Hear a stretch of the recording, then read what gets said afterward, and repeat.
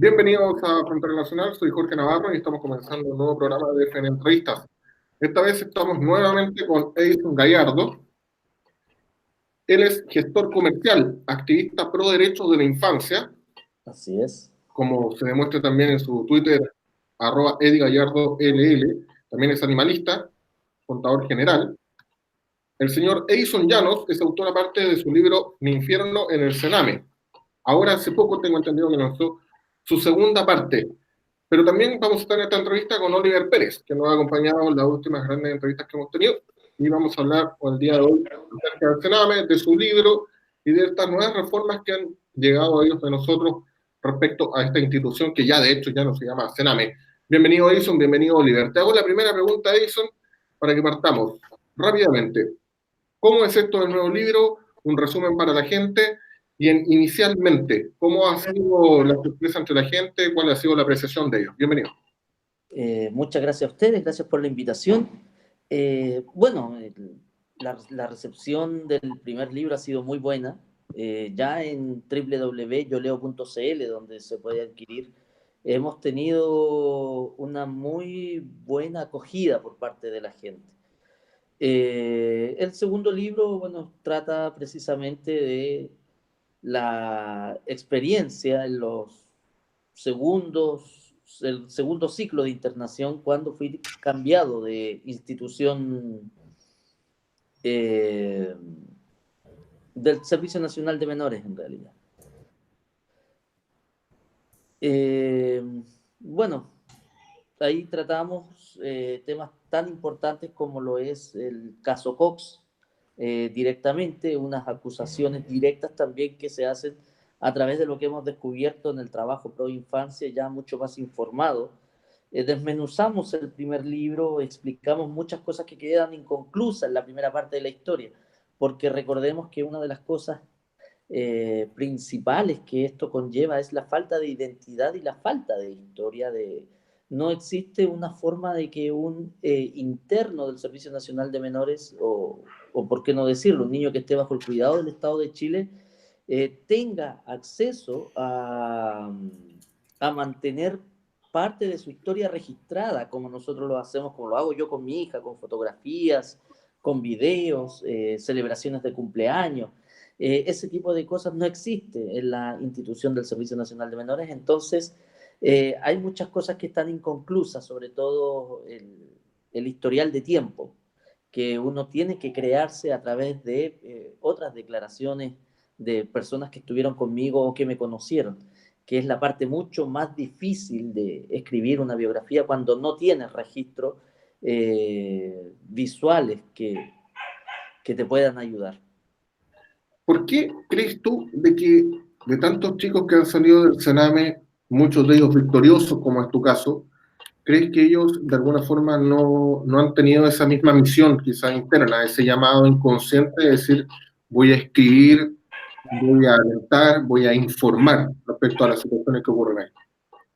Eh, Aquí ocurre un caso muy importante que yo creo que hay que destacar, que se refiere a los terceros significativos, que cumplen un rol muy importante en la vida de un niño institucionalizado, así como también hay que nombrar familias de acogida, hay que nombrar eh,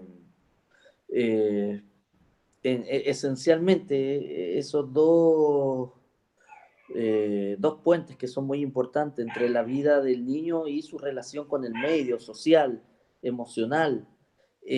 Por tanto, creo que, y no creo, sino que te puedo asegurar que en mí influyó el tercero significativo, que tuvo la paciencia constante en el tiempo, porque recordemos que mientras tú estás institucionalizado no tienes lineamientos, no tienes una guía, tanto en lo emocional, educativo, espiritual, que te pueda ayudar a crecer de forma sana, feliz, y es todo lo contrario. Pero cuando llega un tercero significativo que pueda ayudarte en el tema emocional, sobre todo en el área emocional, eso puede tener cambios y tiene, de hecho, cambios muy, muy positivos en la vida del niño. Es por eso que yo siempre recomiendo a personas que no tienen cómo entrar o no cumplen requisitos para entrar a un FAE, no cumplen requisitos para ser un tercero significativo, el apadrinamiento es una muy buena alternativa que nadie la ha comentado, porque a mí el apadrinamiento fue lo que me tiene hoy en el lugar en el que estoy. El haberme vinculado con una familia eh, muy constituida, muy bien constituida, la cual tuvo paciencia, porque uno se manda unos errores que cualquier otra familia no habría sido capaz de soportar ni aguantar. Eso, mucho gusto, Oliver Pérez. Mucho gusto, Oliver. Una pregunta, cuando tú hablas de ese tercero significativo, en tu caso, que tú hablas de una familia bien constituida, cuando tú te refieres a familia bien constituida, ¿cómo la defines? ¿Cómo la percibes tú? Si yo te preguntara a ti, ¿qué es para ti una familia bien constituida? ¿Cómo la definirías? Una familia feliz, con principios armónicos, en el cual el interés superior del niño sea el foco esencial, focalizada en la educación, educación obviamente escolar, educación emocional, educación espiritual, que son los tres focos que uno necesita para crecer.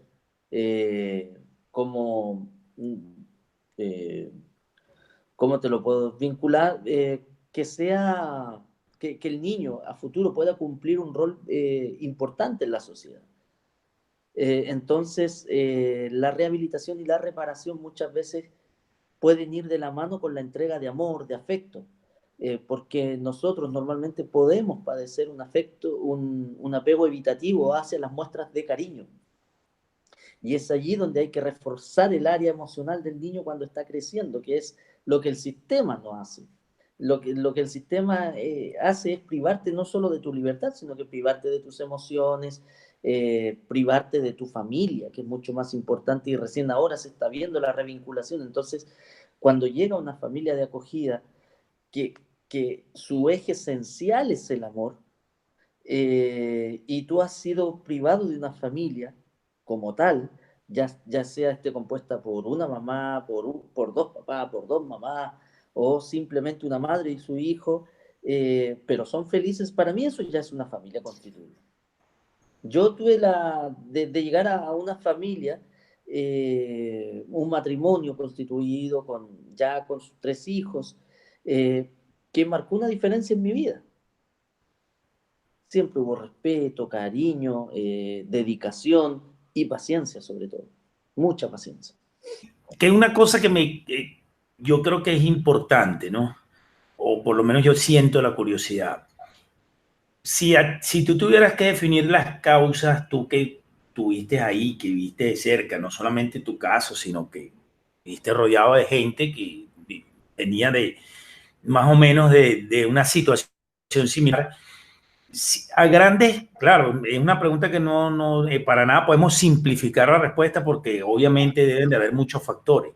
Pero si tú pudieras poner en una lista 3 o 4 factores comunes en las personas que ingresan al Sename, ¿cuáles serían? ¿Cuál es el perfil? ¿Qué es lo que termina determinando literalmente que una persona vaya a un organismo de esto, termine en un organismo de esto? Primero, el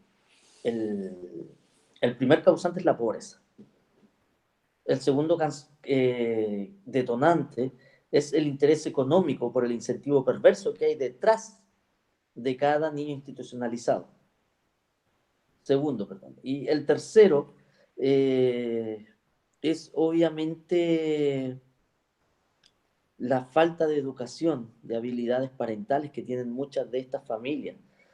Por tanto, eso hace también que, en cierto sentido, desconociendo los procesos correspondientes, eh, no teniendo redes de apoyo que puedan servir para brindar habilidades o ayudar en ciertas ocasiones, provoca también que la persona sola caiga en la ignorancia y el sistema le termina institucionalizando al niño.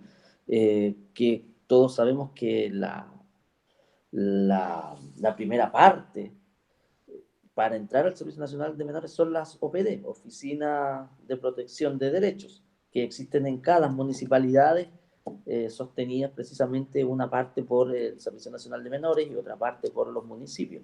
Muchas de estas oficinas, muchos de estos pseudos profesionales, refiriéndome obviamente a las duplas psicosociales, no cumplen cabalmente su trabajo, haciendo un abandono de deberes realmente impresentable, haciendo copy-page de informes, y por otro lado tenemos a los tribunales que muchas veces la falta precisamente del respeto al interés manifiesto del niño provoca que el magistrado tome estos informes y los valide como si fueran pericias, en la Entiendo. cual al leerlos te das cuenta que la mayoría de estos van solamente con un juicio de valor sobre la madre. Y ahí es donde que hay que hacer cambios. Ahora todo lo que ha hecho el gobierno, todo lo que ha propuesto el gobierno, llamando a los niños primero, es un mero eslogan. Es un mero eslogan y no cumple, y no va a cumplir con estándares mínimos que los niños necesitan para crecer. Eso va a seguir siendo una cárcel, las vulneraciones se van a seguir dando, y el gobierno lo va a seguir justificando como lo ha hecho hasta ahora. Y en este caso, todo lo que llaman los organismos colaboradores, que son, bueno, que están asociados ya al CENAME, ¿cumplen alguna función? ¿Tú ves algún impacto positivo o son figuras que al final están ahí de adorno, es más retórico, es más de tipo, no sé, una propaganda, o realmente tienen un impacto significativo en lo que sería digamos, la inclusión de las personas que salen del CENAME? Hasta ahora, un niño de un organismo colaborador del CENAME que cumple la edad estimada para seguir siendo cuidado por el Estado es echado a la calle sin la más mínima habilidad o red de apoyo para que el niño o pueda continuar con sus estudios o tenga derecho a salud mental. Porque el daño de no crecer con tu familia es un daño a per se. Y se va a notar cuando el niño empieza a crecer, a los 20, a los 25 años. Le va a afectar en el matrimonio, le va a afectar en sus relaciones laborales, le va a afectar en su profesión, en caso de que haya llegado a la universidad. Entonces, el sistema está hecho para dañar, no está hecho para inclusión, para proteger al niño como debió haber sido en su inicio. Nació con una intención muy loable, pero terminó pudriéndose producto del interés económico que empezó a generar cada niño. Entonces, no digo que todas las OCA sean malas, hay una que otra, pero aquí lo realmente deleznable de estos organismos es que esconden información. A esta altura nosotros ya tenemos 32 niños fallecidos y el Estado sigue en silencio, y me pregunto, ¿los niños son realmente primer? 32 fallecidos en lo que va de este año. Así es. Y me Y pregunto, en comparación al año pasado, la cifra a la fecha, o sea, es más alta o disminuyó. más que hacer una comparación de fechas en los años, lo que a mí me preocupa es que este gobierno se ha esmerado en hablar de la situación de niños extranjeros, la situación de niños refugiados en Estados Unidos, la situación de niños en Venezuela, y aquí en Chile no han emitido comentarios ni siquiera por estos 32 fallecidos y por los 547 niños en situación de calle, el cual se levantó un estudio, se pagaron 98 millones a la Universidad de Alberto Hurtado, y los niños siguen estando en la calle. Y este informe se realizó hace más de 3 meses. No sé si ustedes vieron el reportaje de uno de los canales de televisión. De hecho, Y estamos hablando de 547 niños en situación de calle. Tenemos albergues. El albergue Don Bosco, que solamente cuenta con 2 cupos. Y los albergues que el Estado ofrece son albergues temporales. Entonces, termina el invierno de 9 a 6 de la tarde. El niño tiene que salir del albergue. Desde las 9 de la mañana a 6 de la tarde. O sea, el niño en tiempos de lluvia sigue en la calle. En el día solamente va a ir a dormir. ¿Sirve esa medida parche a los niños? Para nada. Ese conteo nacional de niños y niñas que están en situación de calle es bastante complejo porque tú tienes chicos que están sufriendo o de temas de violación o de temas de nutrición o más allá del tema de la lluvia, porque se pueden tapar con algo, pueden pasar piola, no sé, por decirlo así, bien coloquial. Pero una cosa distinta es que pueden sufrir de prostitución, que ocurre, o sea, si con el tema de cename ya ocurre, hay chicas que se escapan de los recintos para prostituirse y se han pegado un millón de enfermedades. Pero acá estamos viendo una situación donde ni siquiera tienen un respaldo, porque por último esos chicos, esas chicas que se prostituyen pueden volver, ¿no es cierto?, a esos organismos de cename. Acá no, están literalmente en la calle. ¿Cómo te puedes explicar tú de que en realidad el Estado no haga absolutamente nada? Nada. Ahora, ¿cómo, desde un aspecto privado, cómo te explicas tú de que ni siquiera las fundaciones puedan hacer mucho por esto? Lo que pasa, lo que ocurre es que hay fundaciones que trabajan, hay fundaciones que trabajamos precisamente nosotros como la fundación que estoy armando que se llama Ya no están solos, INES, la Fundación Infancia, Fundación para la Confianza, Fundación Abrazarte, que han estado trabajando con estos chiquillos. Hay que tener en cuenta que precisamente lo que tú dices, y quiero corregirte una cosa, las chiquillas no se fugan para prostituirse, sino que se fugan para tener libertad. Y afuera normalmente son captados o amenazados o amedrentados. No, Y forzados precisamente a ejercer... Me deja una capital, lo digo principalmente porque en la entrevista que hizo a Alicia del Basto, ella comentaba de que había muchas fugas raras con respecto a este tema. Alicia del Basto no es un ente fiable para hablar de la infancia. Alicia del Basto ha protegido a abusadores, vulneradores, porque pertenecen precisamente a su cuerpo sindical, en el cual no va a querer perder a ese miembro que pertenece a su sindicato. Tiene sumarios retenidos que no ha resuelto. Entonces Alicia del Basto es una más de la podredumbre al interior del Servicio Nacional de Menores, y se lo digo públicamente a la señora Alicia, que renuncie ya, que deje el sistema, porque gente como ella es la que daña la infancia. Claro, porque ella lleva como 10 años en esto. Mi pregunta es cómo no son capaces de cambiar de dirigente. Porque no les importa, porque no les interesa y porque no les conviene. Es su fuente laboral, su fuente de ingresos. Y Alicia del Basto lo sabe. Alicia del Basto, ahora que el tema se puso en el tapete, está tratando de ponerse el parche en telería y hacer creer que pelea por los niños cuando la finalidad es lo único que defiende es su futuro, es sus intereses propios. Es una de las personas más negras y nefastas que puede existir al interior del Servicio Nacional de Menores. Con respecto a esta estadística, obviamente nosotros que conocemos de cerca la realidad de los niños en situación de calle, sabemos que este conteo es un conteo maquillado, porque solamente en la zona de Temuco habían 107 de acuerdo al informe recogido por Cristóbal Jensen, un ex recluso también, que es un ex boxeador institucionalizado que logró ser campeón panamericano y mundial de boxeo.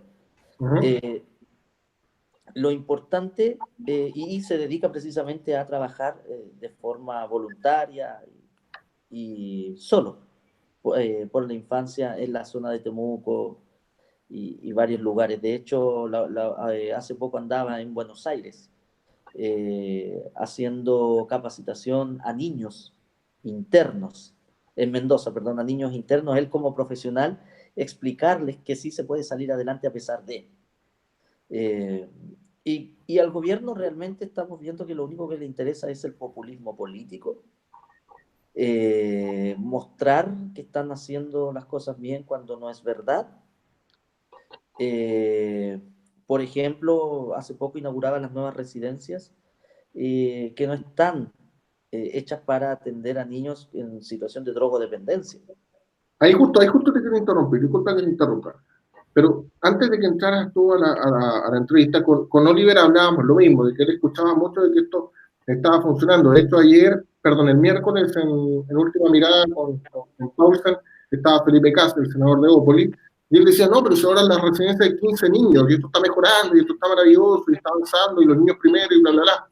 No sé si Oliver me puedes corroborar un poco más lo que has escuchado tú.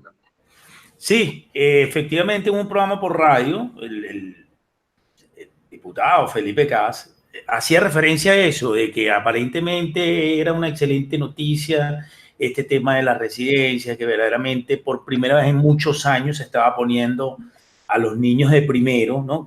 Como prioridad. Y bueno, a mí me surgía la pregunta, a lo mejor tú me la puedes contestar con mayor objetividad, si se hace una mirada en el pasado, del pasado al presente, ¿se puede decir que ha mejorado en algo la situación del Sename? ¿Es igual a cuando tú pasaste por el Sename? Incluso se pudiera decir que no se ha avanzado en nada. Y que, porque ese es uno de los grandes problemas que yo también planteaba. ¿Cómo mantenemos a raya el populismo político de los gobiernos de turno? Porque eso es algo que es muy común, ¿no? La pobreza, los niños abandonados en la calle, los trabajadores, siempre han estado en las agendas políticas, en los grandes discursos políticos, y siempre han sido, creo que tú dijiste algo de eso en un programa, no lo puedo repetir textualmente, pero tú decías, bueno, tenemos que entender que los niños son sujetos de derecho y no sujetos, no sé, como del populismo. Objetos de caridad. Objetos de caridad. Y obviamente, y la caridad siempre viene de la mano de la política, del discurso político, de la promesa política. Entonces, hay quienes se montan en esta agenda de lado y lado, hablo de derecha, hablo de izquierda, hablo de la política en general, y consiguen réditos políticos cuando hablan de estos temas en la opinión pública y pareciera que sí, verdaderamente se preocupan, pero al final sabemos que, bueno, los políticos tienen, los primeros intereses de los políticos es sus cuotas de poder, y eso es normal, porque de eso trata la política, ¿no? Y una vez en el poder, bueno, parece que las cosas que prometen o no las pueden cumplir porque no son tan fáciles como se ven desde afuera, por lo que entiendo, y como tú lo explicas, el tema de los niños del Sename es un tema más complejo, es un tema que trasciende solamente de que venga un gobierno de turno y le inyecte más dinero y hagamos nuevos refugios, porque tú estás tocando unos temas que son, yo digo, vitales, ¿no? Esto del puente, de la familia, del amor, del cariño, del apoyo emocional, del apoyo psicológico, de que hay niños, o por lo menos o niñas que se prostituyen, o niños que son drogodependientes, pues, o sea, ¿cómo, digo yo, cómo mantenemos a raya al populismo político de todo esto y que se convierta realmente en una política de Estado, de manera que no importa quién esté en la silla presidencial sentado, esto sea una política de Estado, y más que política de Estado, que también se involucre la ciudadanía, porque los políticos son pocos, los ciudadanos son muchos. Entonces, no creo que sea algo que debamos dejar solamente a la tarea de los políticos, sino también cómo los ciudadanos podemos ahí participar. Pero en este tema, vuelvo a la pregunta para no desviarme, si tú ves que en la actualidad esto no ha cambiado nada, referente a 10 años atrás, el Sename es el mismo, ¿tú piensas que es así? No pienso que es así. Te aseguro que es así. Y he podido corroborar que es así. En cuanto al senador Felipe Cas, es un bufón del gobierno, se lo digo con todas sus letras.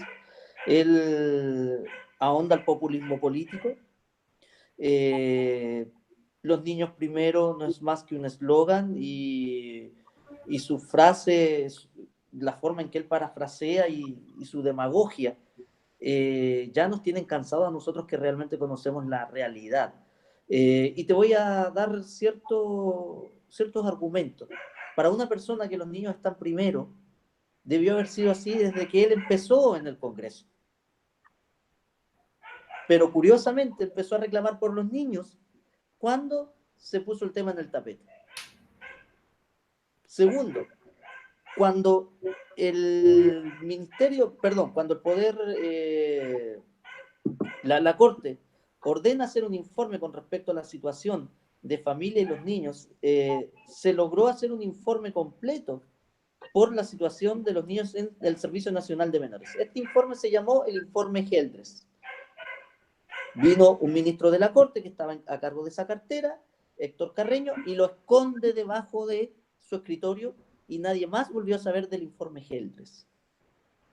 Lo que se ha sabido en la situación de Sename se dio a conocer gracias y tristemente tuvimos que tener una mártir como fue Lisset Villa.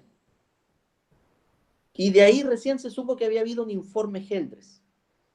Y de ahí eso conllevó a que hubo un ministro que ocultó el informe Geldres porque era demasiado fuerte para su cartera, por lo tanto esto implicaba que su trabajo estaba siendo nefasto en estas materias.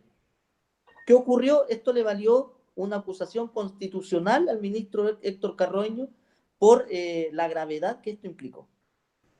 Felipe Cas votó en contra de esta acusación constitucional para que el informe no se supiera.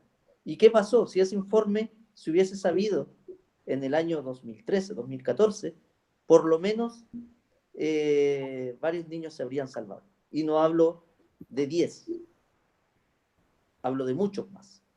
Después viene la retroactividad para los delitos sexuales cometidos a niños, niñas y adolescentes en Chile.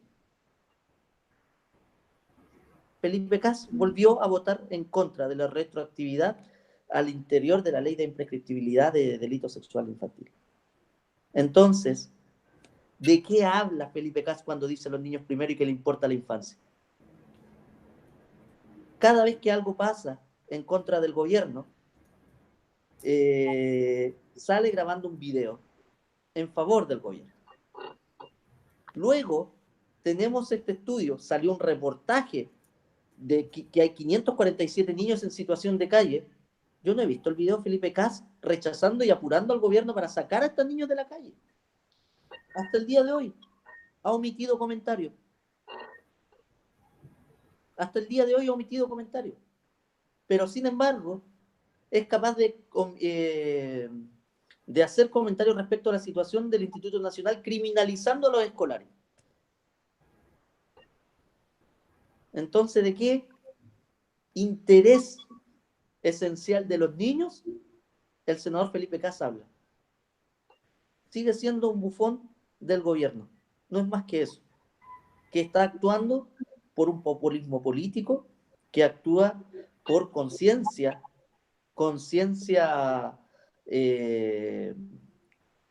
política, puede decirse, conciencia de gobierno, y no con conciencia social como debería ser la actitud de un senador de verdad. Por consiguiente, ha aprobado todas las leyes parches que el Estado impulsa. El aumento de subvención a los organismos colaboradores. Recientemente habíamos tenido, antes de ese proyecto, el informe ONU que hablaba de vulneraciones graves, sistemáticas en el tiempo. Un listado de 1.313 niños fallecidos solamente en una década, y había más. Y el senador Felipe Cas le aumenta la subvención a los mismos organismos acusados de vulneración, a los mismos organismos indicados en el informe de la ONU. Entonces, ¿de qué nivel de protección me está hablando él? O sea, los mismos organismos que estuvieron a cargo todos estos años en que ocurrieron las 1.300 muertes es los que ahora se les está aumentando. Claro que se le aumentó. Y con apoyo del mismo senador, que él hizo hasta videos pidiendo el apoyo al aumento de este proyecto de ley. Entonces, yo le pediría al senador Felipe Cas que deje de mentir, que deje de utilizar a los niños para ahora conseguir algún cargo en el gobierno. Una pregunta. Lo último. La situación de la infancia va a cambiar cuando tengamos una ley con garantías para el niño. No puede ser que tengamos una ley de protección que no la garantice. Una ley sin garantías, integral, con una que sea un esfuerzo mancomunado, multidisciplinario entre los ministerios que estén alineados entre sí para poder salvar a los niños, es lo único que va a venir a resguardar su integridad, ahora y a futuro. Mientras eso no exista, va a ser imposible. ¿Por qué? ¿Por qué tenemos tanta desescolaridad al interior, siendo que están los niños institucionalizados? Debe ser el Servicio Nacional de Menores de encargarse de su matrícula. de inscribirlos y hacer una continuidad de estudio con ellos. No la hace. No la hace. Y tú puedes preguntar por ley de transparencia si sabe el Servicio Nacional de Menores cuántos niños están estudiando y matriculados a la fecha. Te va a decir que no tienen esa información. Y ese dinero que se asignó a estos organismos, que obviamente tú estás en desacuerdo que se le haya asignado dinero a estos organismos, ¿cómo sería la estructura? O sea, ¿a quién deberían asignarle ese dinero? Ya obviamente tú estás hablando del trabajo mancomunado entre todos los ministerios. ¿A dónde se deberían de dirigir esos recursos? Antes de dar recursos, primero tienen que tener evidencias de que los programas que ellos tienen de rehabilitación, de reinserción, los programas de reparación, los programas de revinculación familiar están funcionando. Yo no sé si ustedes saben, pero el Servicio Nacional de Menores y estos organismos colaboradores jamás han mostrado un dato empírico y evidencia de cuántos niños han salvado a la fecha. Nunca. Entonces, aquí debería existir cambiar el sistema de la ley de subvenciones, la ley 20.032, de una vez por todas, y que sea pago contra resultado. Que sea pago contra resultado. ¿Cuántas familias se repararon? Porque aquí no sacamos nada, ellos se están preocupando solamente del niño. Ya reparemos al niño, rehabilitemos al niño. Pero cuando el niño llega a su familia se dan cuenta que es la misma familia. La familia no ha tenido cambios porque no ha sido intervenida. Entonces vuelve al mismo ciclo de violencia que normalmente provocó que el niño sea institucionalizado. ¿Sirve cambiar en esas circunstancias a medias? No. Entonces, eso es lo que tenemos que estar... Y esa era la pregunta que yo te iba a hacer, porque ya cuando la persona, el niño va al organismo, es porque se dio una situación previa, o sea, es la consecuencia de. La raíz, tú dices que está primordialmente es en el entorno del niño, su entorno inmediato, su familia, sus familiares allegados, digamos, la mamá, el papá, puede que alguno de los dos tenga, no sé, problemas aparte de pobreza, porque a lo mejor yo entiendo que pueden haber muchos hogares pobres donde no sea este fenómeno, pero aparte de la pobreza, yo creo que deben de estar asociados a otros fenómenos: drogadicción, alcoholismo, maltrato, abuso, abuso físico del niño, incluso sexual por parte de su entorno inmediato. ¿Cómo se ataca este problema ahí en la raíz? ¿Cómo se va a la raíz del problema? Mira, con programas de intervención que muestren evidencia. Esa es la única forma, porque ahora no la hay. Dicen que intervenimos las familias, pero no se puede salvar la familia. Demuéstramelo. ¿Cuál es tu evidencia de que no se puede salvar la familia? Hay una fundación, la Fundación San Carlos de Maipo, que trabaja con Triple P también, que ya han rescatado familias, tienen evidencia de que hay programas que funcionan de revinculación, de habilidades parentales, pero el Estado no cuenta con estos mecanismos, porque el Estado no está dispuesto. Ellos no están dispuestos a trabajar de verdad, porque si así fuera, cambiarían esta ley de subvención, Ley General de Subvenciones, la ley 20.032, y crearíamos un sistema de protección con garantías para el niño. Y no están dispuestos a entregarle garantías. Y lo dijo Carol Bohm en una sesión cuando se le preguntó. O sea, van a tener unas garantías y otras no. Entonces, dejémonos de medidas parche, dejémonos de discursos bonitos. Necesitamos acción, concretar que todo existe. Dejémonos del populismo que los niños primero, cuando los niños nunca han estado primero en la fila, jamás. Son los más invisibilizados por el gobierno. Quiero saber qué pasó con Javiera Blanco, porque Javiera Blanco es la chica que hizo el borronazo. Recordemos de que ella borró una cantidad de personas fallecidas al interior de la institución. Fueron 449 personas que borró ella para que no se supiera que habían muerto. Eso es ser satánico, eso es ser una persona malvada. Me gustaría saber si tú tienes más información, tú que has estado ahí, qué pasó con esta señorita que después pasó al Departamento de Defensa, que es un puesto vitalicio del Estado, bajo el patrocinio de Michelle Bachelet. ¿Qué ocurre con ella? ¿Sabía algo de este personaje? Mira, Javiera Blanco ha desaparecido del mapa y qué bueno porque no es sano para la política chilena ni para Chile en realidad.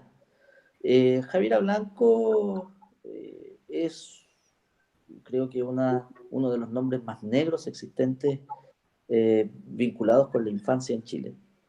En conjunto, obviamente, con quien fue su jefa, la expresidenta Michelle Bachelet. Recordemos a quien puso en el consejo, lo que ella llamaba el consejo del niño, a su amiga Estela Ortiz, que nada hicieron, absolutamente nada hicieron por la infancia, tanto así que de las seis sesiones que ella tenía en 5 años, sesionó 3 veces,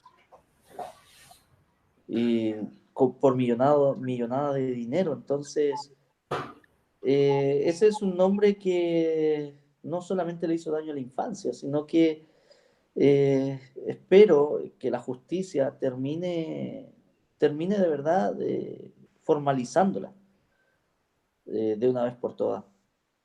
Ella, el chivo expiatorio de Michelle Bachelet, ¿no?, para salvar la integridad y que la señora Michelle Bachelet estuviera hoy en un organismo internacional. Recordemos lo que pasó con el fallido informe Comisión Investigadora Sename 2. Ahora, disculpa que te lleve a otro tema. El tema del hogar de monjas del Sename. Quizás esto va a sonar un poco más chocante, pero he estado viendo un poco tu entrevista en el último tiempo que la he visto en televisión. Y tú hablaste también como sobreviviente del cura Cox, que te ¿Ya? decía, vamos hijos, juguemos. Disculpa pero esto sale en el mostrador. ¿Cómo crees que va esa denuncia contra la Iglesia Católica? Porque esto es a nivel global. La Iglesia Católica Mira, está violando por todos lados. claro, yo lamentablemente, como eso está en materia de investigación, presenté la respectiva querella en contra de las ex cuidadoras Hogar Redes.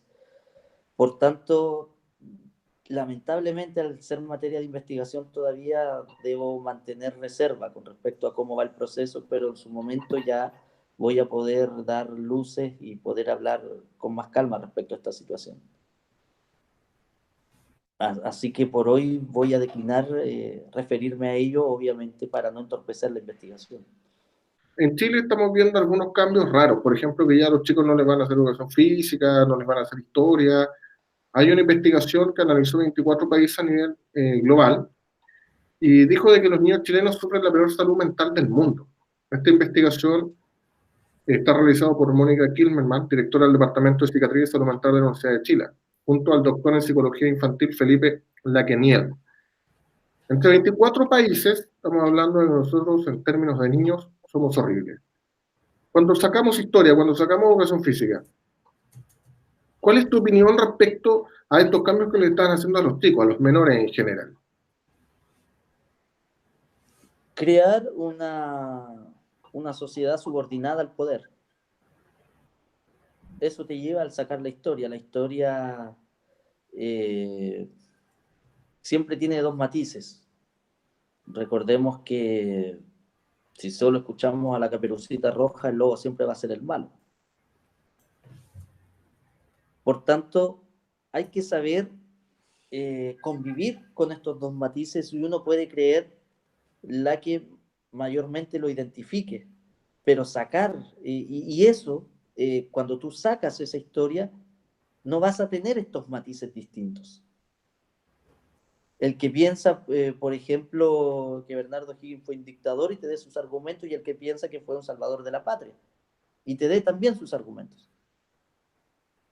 Entonces, cuando tú tienes una historia, puedes identificarte con cualquiera de las dos y hacer tu propia investigación para poder decidir a quién de los dos creerle. Pero si tú sacas el espiral básico para una sociedad instruida como es la historia, estás borrando la memoria de un país.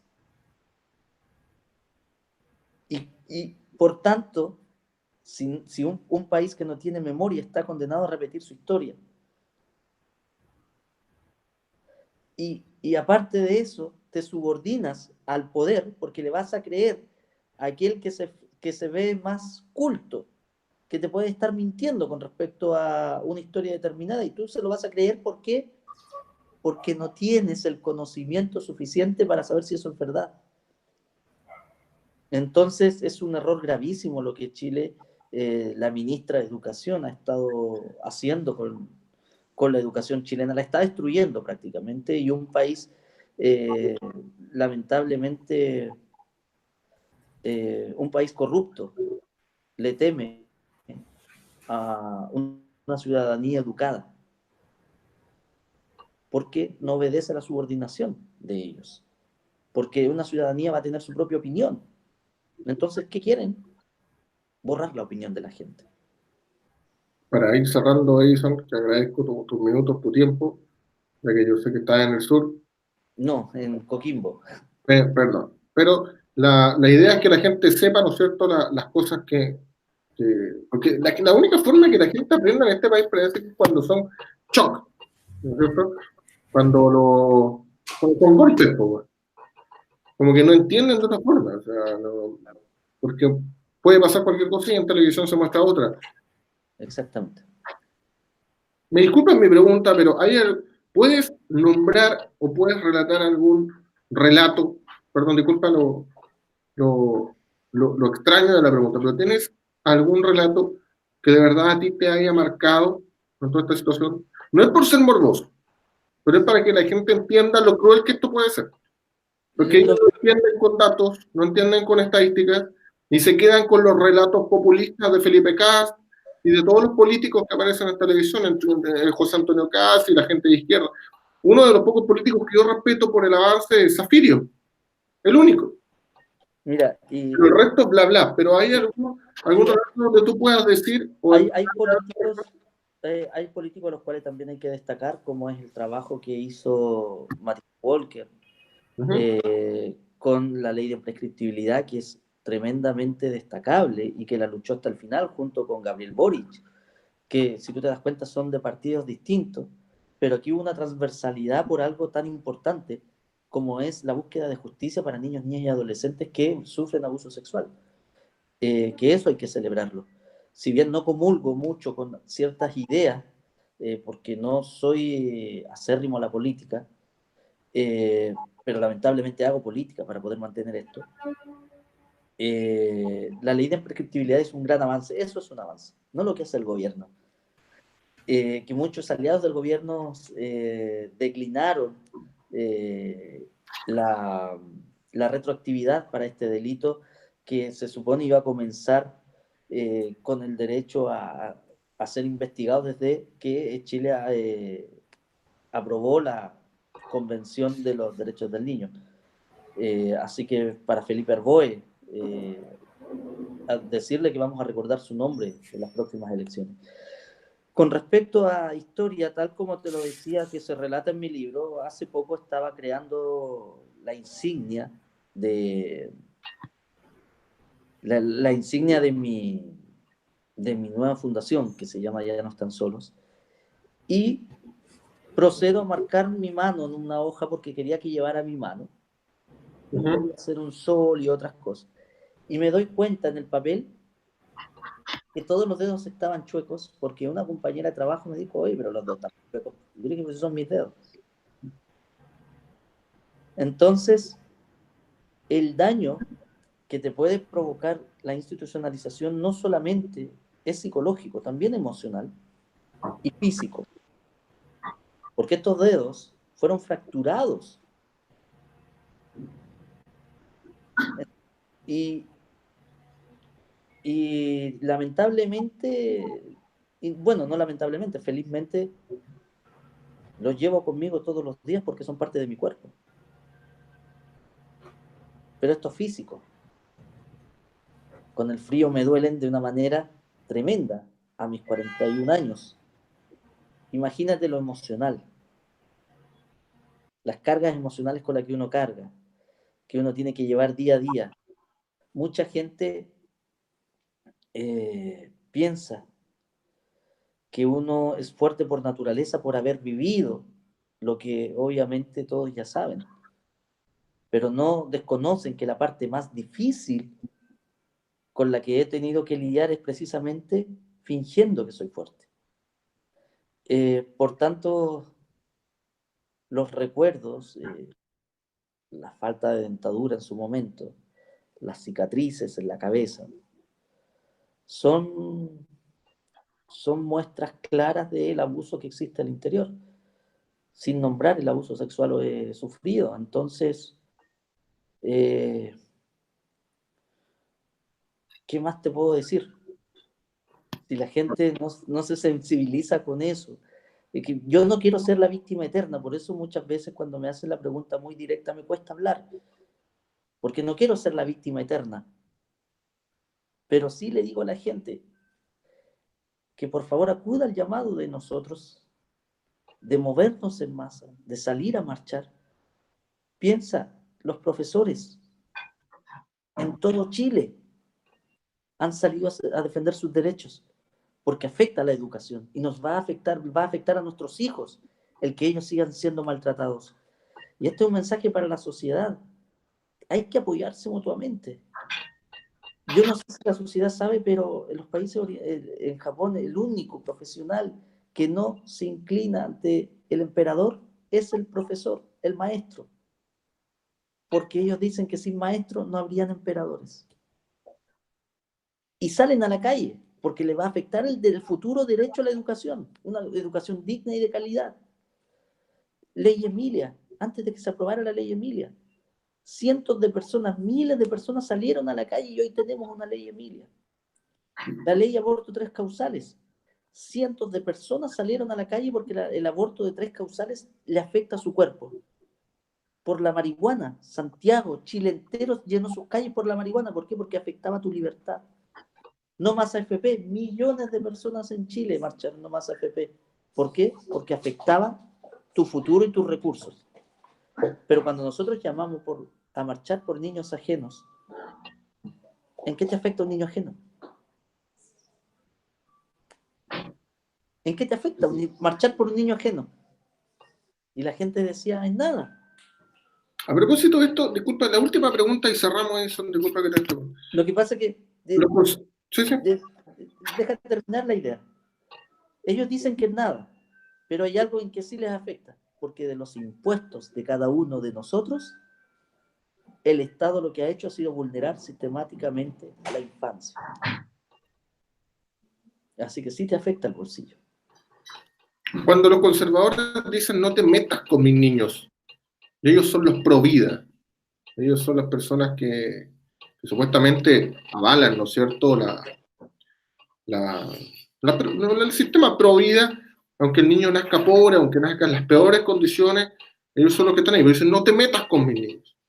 Hablamos de conservadores como por ejemplo José Antonio Kast, a través de su partido republicano. ¿Qué te parece ese tipo de conceptos que son tan egoístas, por ejemplo? El decir, bueno, con mis niños no te metas, pero no me interesan los 550 niños que están en la calle. Ese es el doble discurso. Me gustaría preguntarle al señor José Antonio Kast, ¿cuántos niños ha adoptado? ¿O cuántas fundaciones ha creado? En favor de la infancia. Me gustaría ver a un Provida inscrito como familia de acogida, como tercero significativo de un niño. ¿Cuántos de ellos fueron a marchar cuando falleció Sofi? Es el doble discurso de mucha gente, que no digo que esté mal, porque cada uno tiene derecho a expresar su opinión con libertad, siempre y cuando no pase a llevar los derechos del otro. Pero la consecuencia tiene que ser en todo orden. Y yo muchas veces en ellos veo inconsecuencia. Muchas gracias, Edison. Muchas gracias, Oliver. Edison, tu gran tiempo que nos entregaste. Oliver, estás con el micrófono apagado. Muchas gracias. Muy bueno tu testimonio final de verdad que llega, impacta, y muchas gracias por el tiempo. Sí, Gracias a ti. Gracias a ustedes. Ya muchas pues. gracias, Edison, y nos estamos encontrando en una próxima oportunidad. Estamos en contacto con respecto al tema del libro. Ok, muchas Saludos. gracias. Vale, que esté bien. Vale. Chao.